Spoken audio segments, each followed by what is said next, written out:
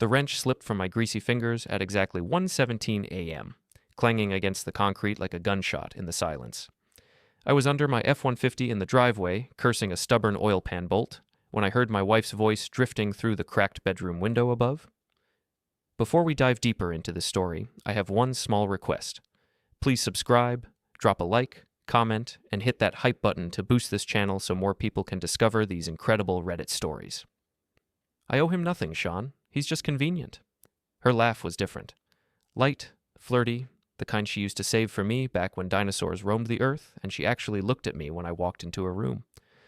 Like a microwave or a plunger, I muttered, wiping my hands on an already filthy rag.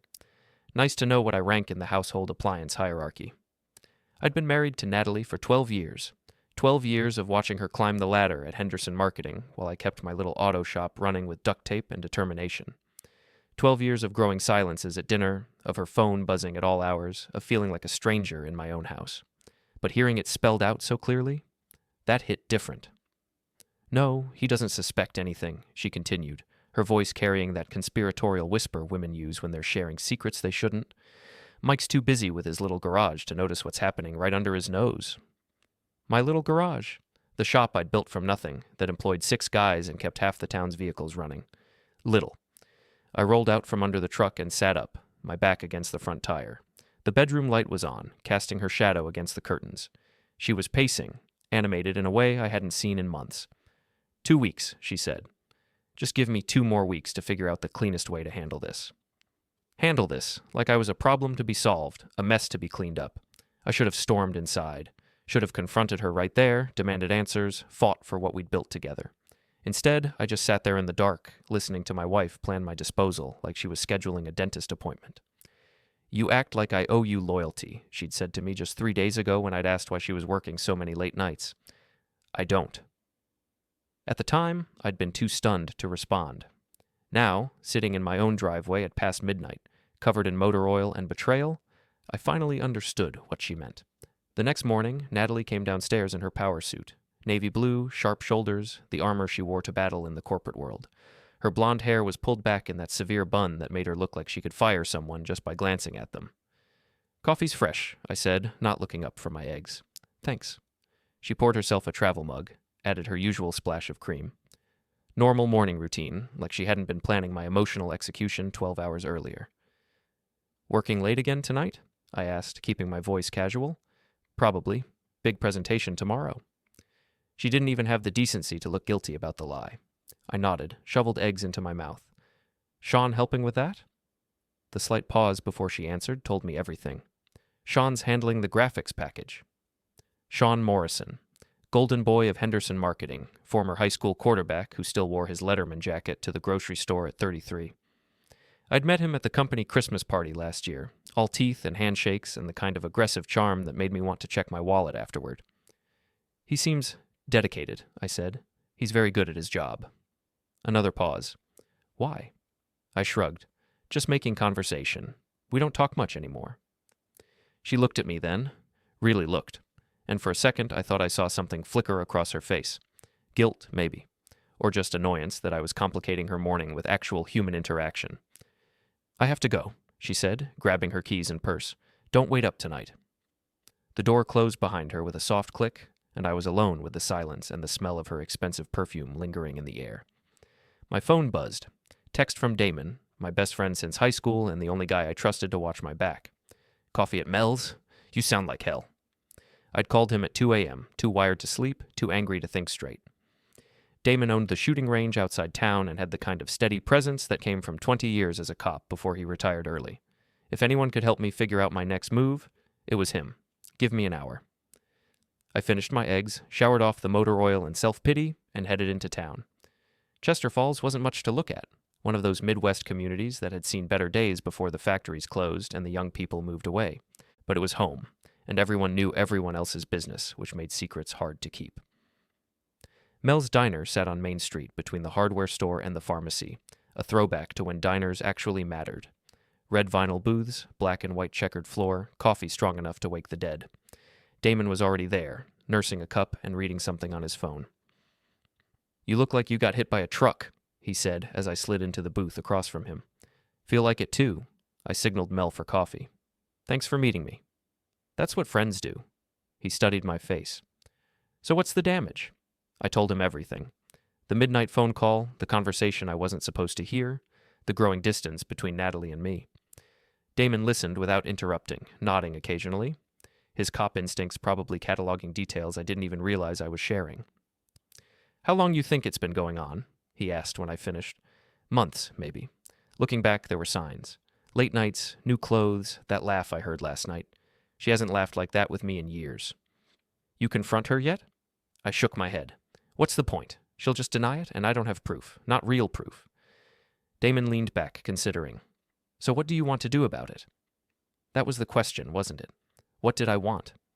A year ago, I would have said I wanted to save my marriage, fight for what we had, find a way back to each other. Now, after hearing myself described as convenient, I wasn't sure there was anything left worth saving. I want her to understand what she's throwing away, I said finally. I want her to realize that I'm not just some appliance she can replace when something shinier comes along. And if she doesn't, I met his eyes. Then I want her to regret it. Damon nodded slowly.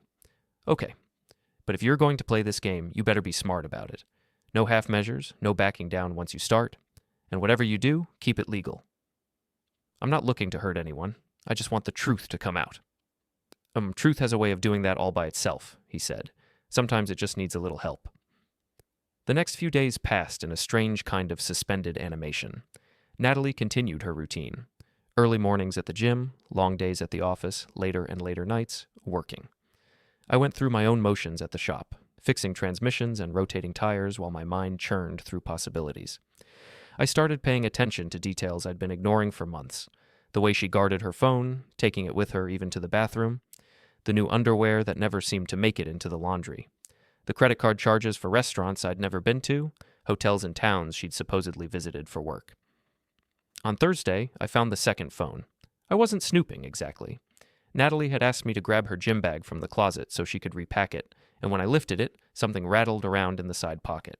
Something that wasn't a water bottle or protein bar. The phone was small, cheap, a basic flip model like drug dealers used in movies. It was turned off, but when I powered it up, the message history made my stomach drop. Miss you already. Can't wait for tonight. S. Oh, same room as last time. N already booked. 7 p.m. Don't be late. S. Wouldn't dream of it. Mike's working late anyway. N. The timestamps went back weeks. Dozens of messages, making plans, sharing inside jokes, building the kind of intimacy that should have belonged to us. I photographed every message, uploaded them to a cloud account, then put the phone back exactly where I'd found it. My hands were shaking by the time I finished, whether from anger or heartbreak, I couldn't tell.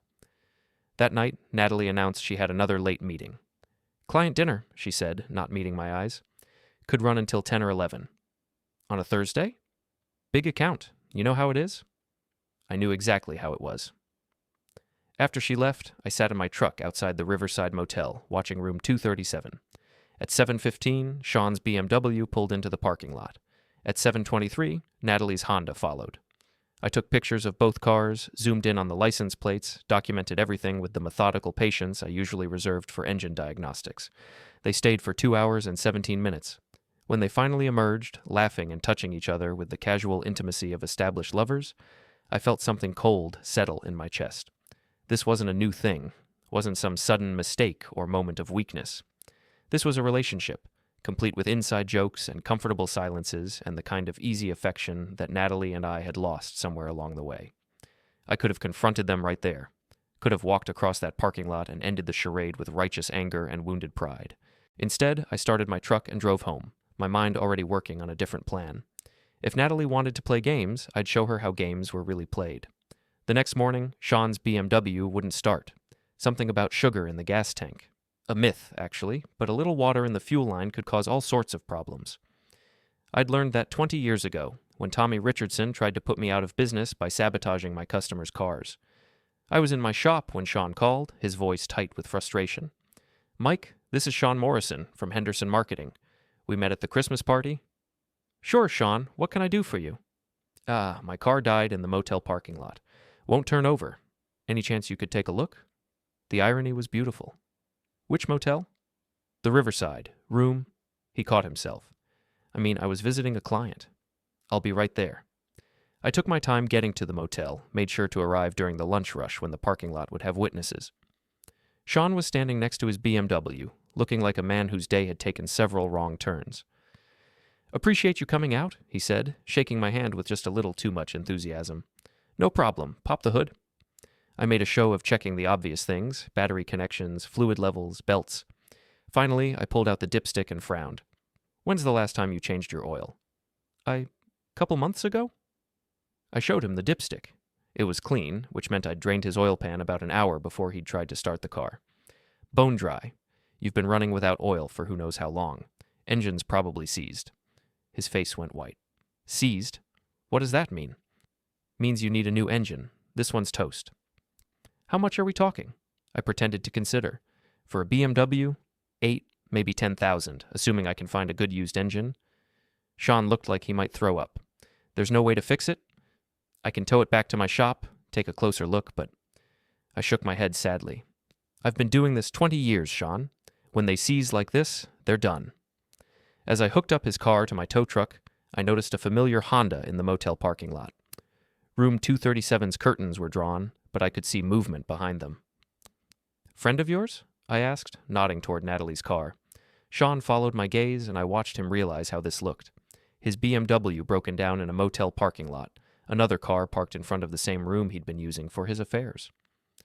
No, I don't know whose car that is." "Huh. Looks like my wife's Honda, same model, same color." I finished securing his car. Small world. The ride back to my shop was quiet, Sean staring out the window while I hummed along to the radio. When we arrived, I gave him the full tour, showed him the seized pistons, the scored cylinder walls, the complete devastation that happened when an engine ran without oil. "I don't understand," he said. "The oil light never came on.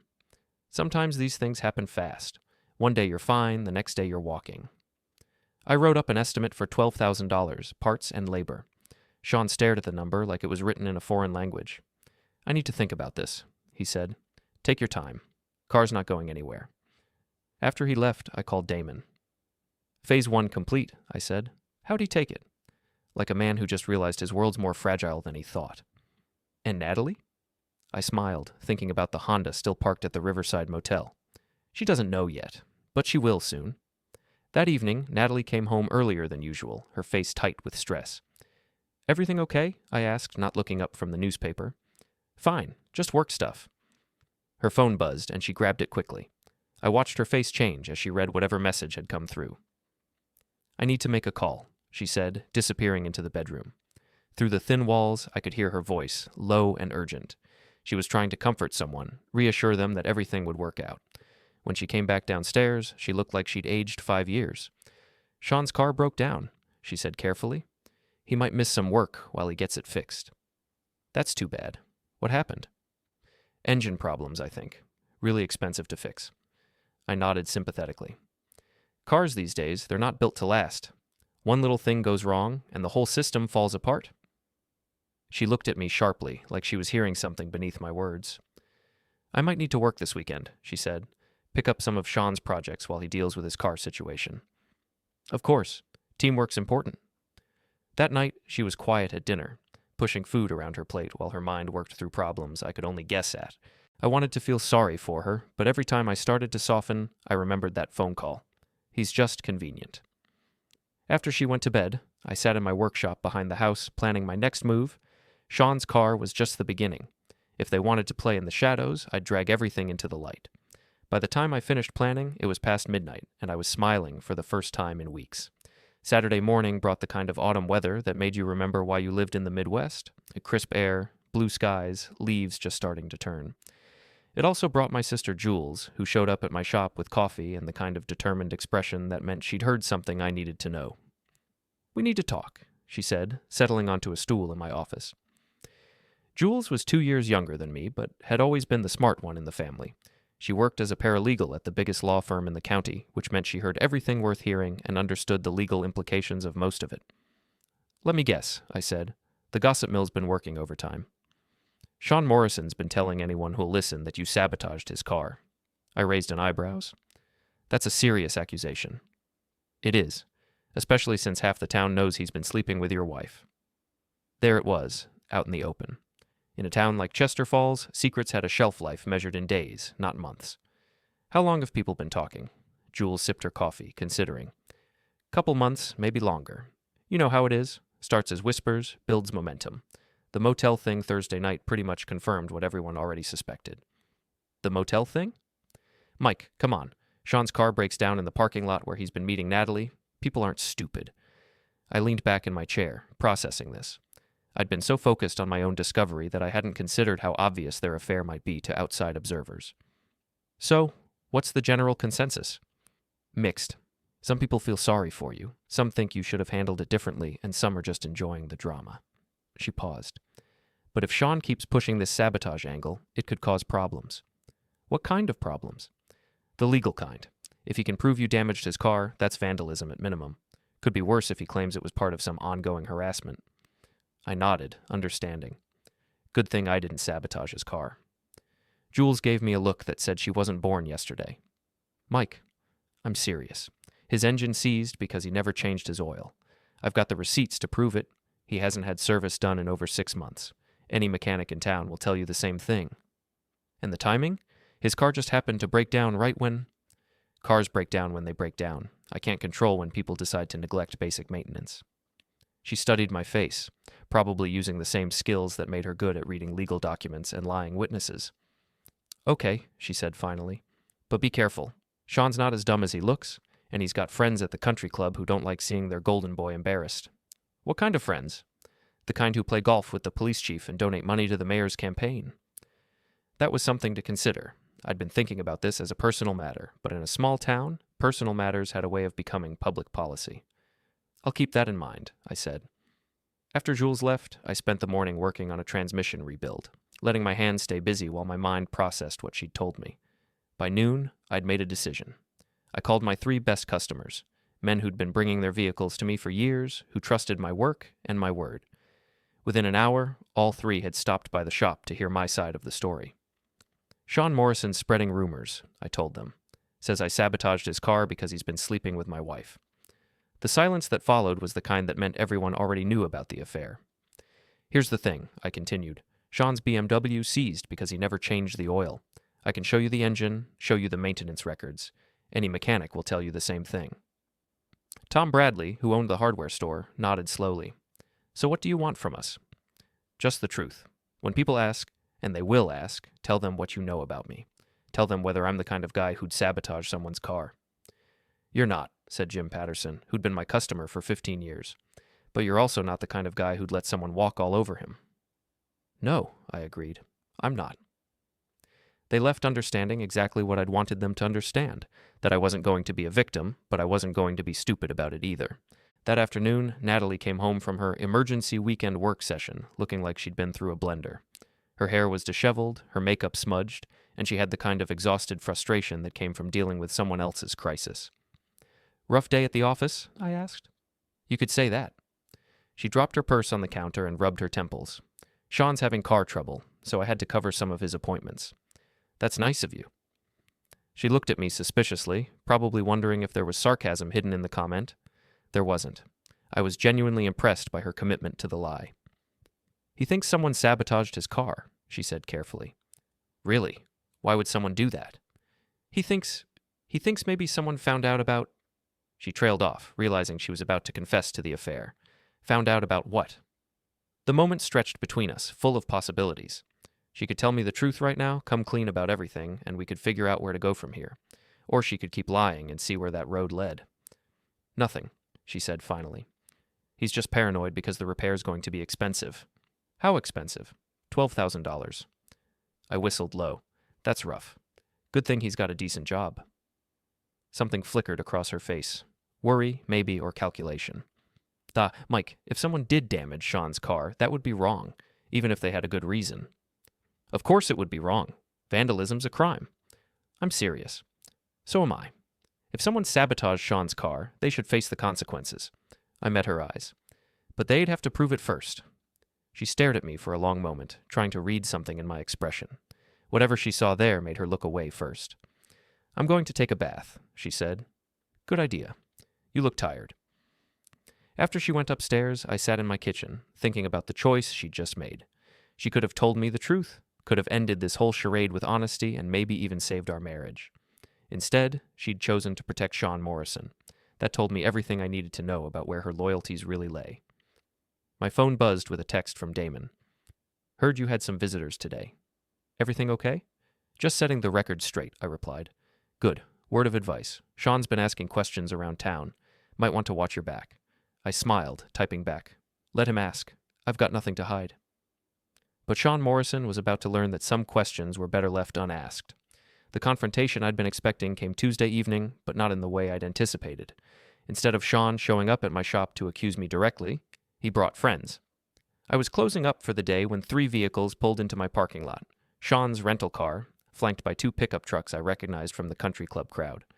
6 men got out, and I could tell from their body language that this wasn't a social visit. Sean led the group, looking like a man who'd spent the weekend working up his courage. Behind him were Brad Wilson and Tony Garrett, both guys who'd played football with Sean in high school and never quite gotten over the glory days. The other 3 I didn't recognize, but they had the soft look of men who spent more time in boardrooms than workshops. Mike, Sean called out as I stepped outside. We need to talk. Sure thing. What can I do for you?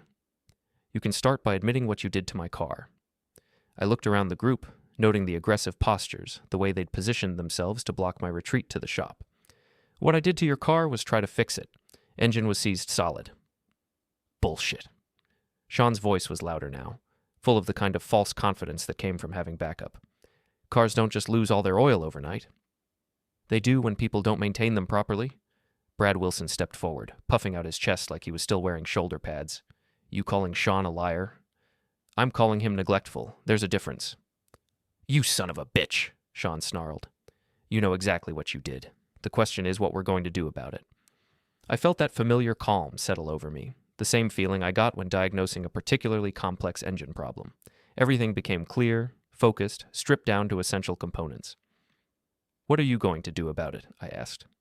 The question seemed to catch them off guard. They'd come here expecting denials, maybe fear, certainly not a direct challenge. We're going to make sure you understand the consequences of messing with people's property, Tony said. Are you threatening me? We're explaining reality, Brad added. This is a small town. People talk. Your reputation matters. I nodded thoughtfully. You're right. Reputation does matter. So let me ask you something. How do you think it looks? 6 grown men showing up at my shop to intimidate me over a car that broke down because its owner couldn't be bothered with basic maintenance. That's not what happened, Sean insisted. Prove it. The simple challenge hung in the air between us. Sean's face flushed red, and I could see him struggling with the fundamental problem of his position. He couldn't prove I'd sabotaged his car without admitting why he thought I'd want to. Everyone knows about you and Natalie, I said quietly. Everyone knows you've been meeting at the Riverside Motel for months. Everyone knows your car broke down in that same parking lot after one of your little rendezvous. The silence that followed was deafening. Sean's backup crew suddenly looked uncomfortable, like they were realizing this situation was more complicated than they'd been told. So here's what I think happened, I continued. You've been so distracted by your affair that you forgot to take care of your car. When it finally seized up in the most embarrassing possible location, you decided it must be sabotage because the alternative is admitting you're an idiot. You don't know what you're talking about, Sean said, but his voice lacked conviction. Don't I? When's the last time you changed your oil, Sean? When's the last time you even checked it? He opened his mouth to answer, then closed it again. I keep maintenance records for every car I service, I said. Your BMW hasn't been in my shop in 8 months. Haven't seen any receipts from other shops either, and I know most of the mechanics in town. Brad and Tony were looking at Sean now, doubt creeping into their expressions. That doesn't prove anything, one of the strangers said. Doesn't it? Sean, pop the hood on your rental car. Let's check the oil together, right now, in front of witnesses. Sean's face went pale. This isn't about... It's exactly about that. You want to accuse me of sabotage? Fine. But first, prove you're capable of basic vehicle maintenance. The group was fracturing now, uncertainty replacing their earlier solidarity. They'd come here expecting a simple confrontation, wronged man versus guilty mechanic. Instead, they were getting a lesson in automotive maintenance and personal responsibility. This is ridiculous, Sean said. I don't have to prove anything to you. You're right. You don't. But you also don't get to show up at my shop with a gang of buddies and threaten me over your own negligence. I stepped closer to Sean. close enough that he had to look up to meet my eyes. Here's what's going to happen. You're going to get in your rental car and drive away. You're going to stop spreading lies about me around town. And you're going to pay the $12,000 you owe me for trying to rebuild an engine that was destroyed by your own stupidity. And if I don't? I smiled, and something in that expression made him take a step back. Then I'll make sure everyone in town knows exactly what kind of man you really are, starting with your boss at Henderson Marketing. The threat hit home. Sean's face went white as he realized I was talking about more than just the affair. You wouldn't. Try me. The standoff lasted another few seconds before Brad Wilson cleared his throat. Maybe we should go, Sean. This isn't what you said it would be. One by one, Sean's backup crew began drifting back toward their vehicles. They'd come expecting to intimidate a guilty man and instead found themselves in the middle of someone else's messy personal drama. Sean stood alone in my parking lot, his rental car keys clutched in his shaking hand. This isn't over, he said.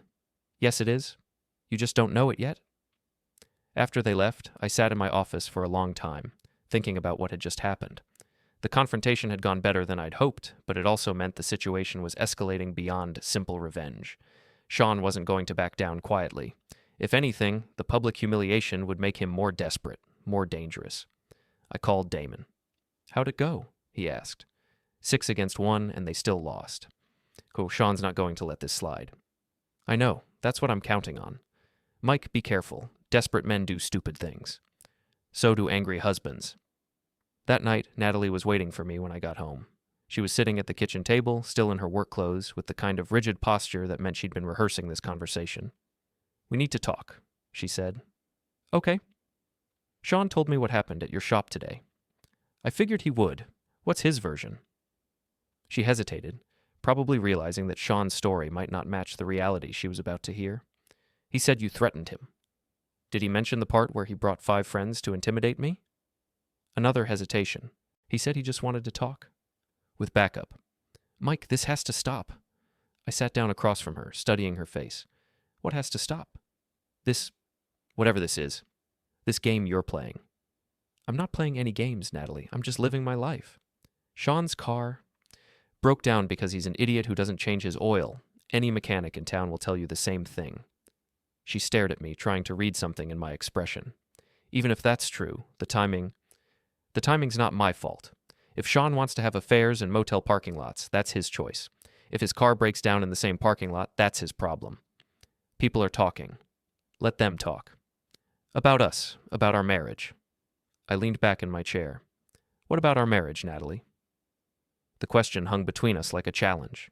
She could answer honestly, admit to the affair, try to salvage something from the wreckage, or she could keep lying and see where that path led. I don't know what you want me to say. I want you to say whatever's true. She looked away, unable to meet my eyes. Things have been difficult between us. Have they? You know they have. We've been growing apart for months. And whose fault is that? It's not about fault. It's about compatibility. About wanting different things. I nodded slowly. What do you want, Natalie? I want to be happy. Are you happy? She hesitated just long enough to give me my answer. I'm trying to be. With Sean? The words slipped out before she could stop them. That's not what this is about. Isn't it? She realized her mistake immediately, her face flushing with the knowledge that she'd just confirmed what I already knew. Mike, It's okay, I said quietly. I already knew. The admission seemed to deflate her. She slumped in her chair, the fight going out of her like air from a punctured tire. How long have you known? Does it matter? I guess not. She was quiet for a long moment. What happens now? I stood up, suddenly tired of the whole conversation. Now you decide what you want more, your marriage or your affair, but you don't get both. It's not that simple. It's exactly that simple. I left her sitting at the kitchen table and went upstairs to bed. Through the thin walls, I could hear her making a phone call, her voice low and urgent. She was choosing Sean Morrison over 12 years of marriage. That made what came next a lot easier. The annual Chester Falls Harvest Festival was scheduled for the first Saturday in October, which gave me exactly 2 weeks to prepare. 2 weeks to gather evidence, build alliances, and set the stage for the kind of public reckoning that would be remembered for years. The festival was the biggest event of the year in our little town. Craft booths, food trucks, live music, and a beer tent that stayed busy from noon until midnight. More importantly, it was where everyone came together, where news spread and reputations were made or destroyed. I spent those 2 weeks working methodically, like I was rebuilding an engine from the ground up. Every piece had to fit perfectly, every connection had to be solid, or the whole thing would fall apart when I fired it up. First, I documented everything. The burner phone messages, the motel receipts I'd found in Natalie's gym bag, the credit card charges for restaurants and hotels. I created a timeline of the affair, complete with dates, locations, and photographic evidence. Second, I gathered allies. Not the obvious ones, not the guys from my shop or the customers who already supported me, but the people who mattered in this town. The mayor's wife, who ran the historical society and knew everyone's secrets, the bank president's daughter, who worked as a reporter for the weekly paper, the police chief's brother, who owned the biggest restaurant in town. I didn't ask them to take sides. I just made sure they understood the facts. Third, I prepared for Sean's inevitable escalation, because desperate men do desperate things, and Sean Morrison was running out of options. The escalation came on Thursday night. I was working late at the shop, finishing up a brake job, when I heard glass breaking. By the time I got to the front office, Sean was already inside, standing among the scattered remains of my front window with a tire iron in his hand. "You son of a bitch," he snarled. "You think you're so smart."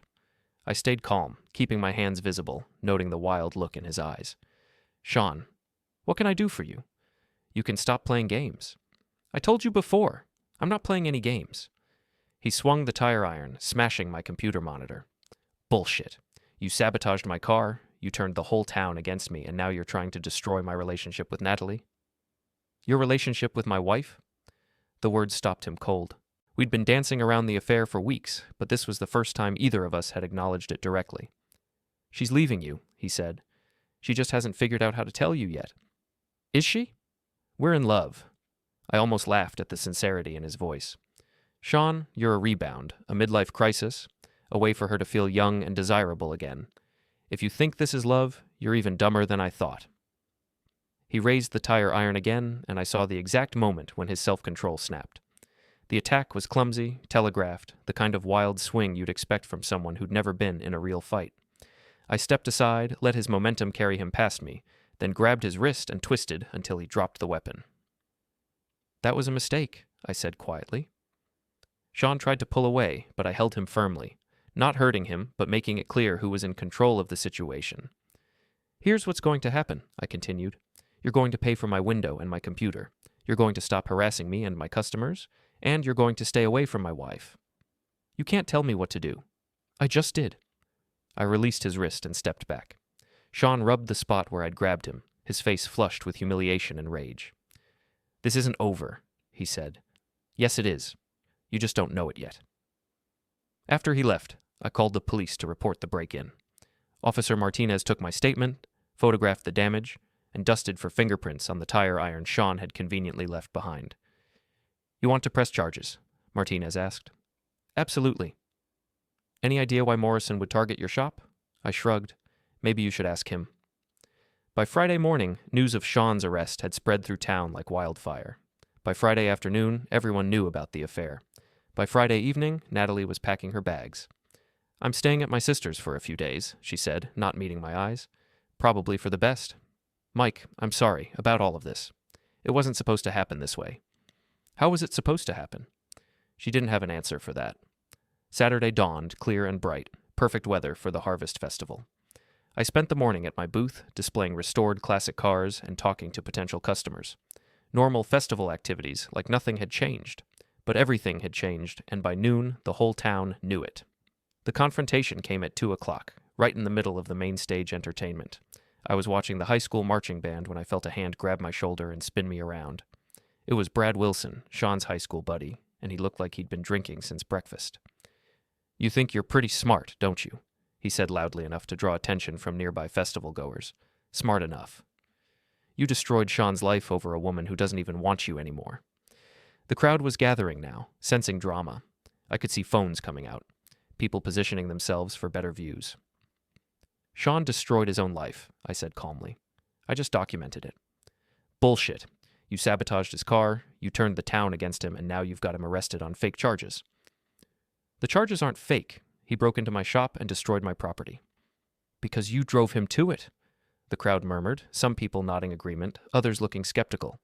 This was the moment I'd been preparing for, the public trial that would determine how this story ended. Let me ask you something, Brad, I said, raising my voice so everyone could hear. If your wife was having an affair, what would you do about it? The question caught him off guard. This isn't about... It's exactly about that. Sean Morrison has been sleeping with my wife for months, meeting her at the Riverside Motel, using a burner phone to coordinate their affairs, spending money on hotels and restaurants while I worked 60-hour weeks to support our household. The crowd was completely silent now, hanging on every word. When his car broke down in that same motel parking lot, broke down because he was too busy screwing my wife to remember basic maintenance, he decided it must be sabotage, because the alternative was admitting he's an irresponsible idiot. You can't prove any of that, Brad said, but his voice lacked conviction. I pulled out my phone, connected it to the festival's PA system through a Bluetooth speaker someone had left on the picnic table. Actually, I can. The first recording was a voicemail Sean had left for Natalie. Can't wait to see you tonight. Same room as always. I love you. The second was Natalie's response. Mike's working late again. He has no idea. I love you too. The third was their conversation about my convenience. He's just useful, like a microwave or a plunger. Once I figure out the cleanest way to handle this, we can be together properly. The silence that followed was deafening. You could have heard a pin drop in that crowd of 300 people. Sean Morrison broke into my shop because he couldn't handle the consequences of his own choices, I said into that silence. He destroyed my property because he was angry that his affair had been exposed, and now his friends want to blame me for defending myself. Brad Wilson looked around the crowd, seeing the judgment in their faces, the complete lack of sympathy for his position. This is fucked up, he muttered, pushing through the crowd toward the parking lot. As he left, the crowd began to disperse, people breaking into small groups to discuss what they'd just witnessed. I could hear fragments of conversation, some supportive, some critical, all animated. The story would be told and retold for years. The mechanic who exposed his wife's affair at the Harvest Festival. The public humiliation of Sean Morrison. The recordings that proved everything. I packed up my phone and walked back to my booth, feeling lighter than I had in months. It was over. Finally, completely, definitively over. That evening, as I was loading my display cars onto the trailer, Natalie appeared beside my truck. She looked exhausted, older somehow, like the weight of public exposure had aged her years in a single day. I heard what happened, she said. I figured you would. Was that really necessary, the public humiliation? I stopped what I was doing and looked at her. You told Sean I was convenient, like a microwave or a plunger. Did you think I was just going to accept that quietly? She had the grace to look ashamed. I was angry. I said things I didn't mean. Did you mean them when you said them? She couldn't answer that. I'll have divorce papers drawn up next week, I said. You can have whatever you want from the house. I just want this finished. Mike, It's finished, Natalie. You made your choice weeks ago. Today just made it public. She stood there for a moment longer, maybe hoping for some sign of forgiveness or reconciliation. When she didn't find it, she walked away, disappearing into the crowd of festival-goers who were still talking about the day's drama.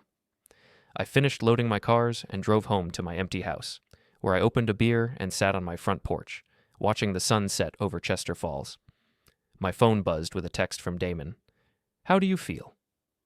I thought about that for a long time before answering. Free. For the first time in months, that was exactly true. Sean Morrison was facing criminal charges and social exile. Natalie was dealing with the professional and personal consequences of her choices. And I was sitting on my porch, drinking a beer, planning the rest of my life. I'd been called convenient, disposable, useful only until something better came along. But I'd had the last word. And in a small town like Chester Falls, the last word was the only one that mattered.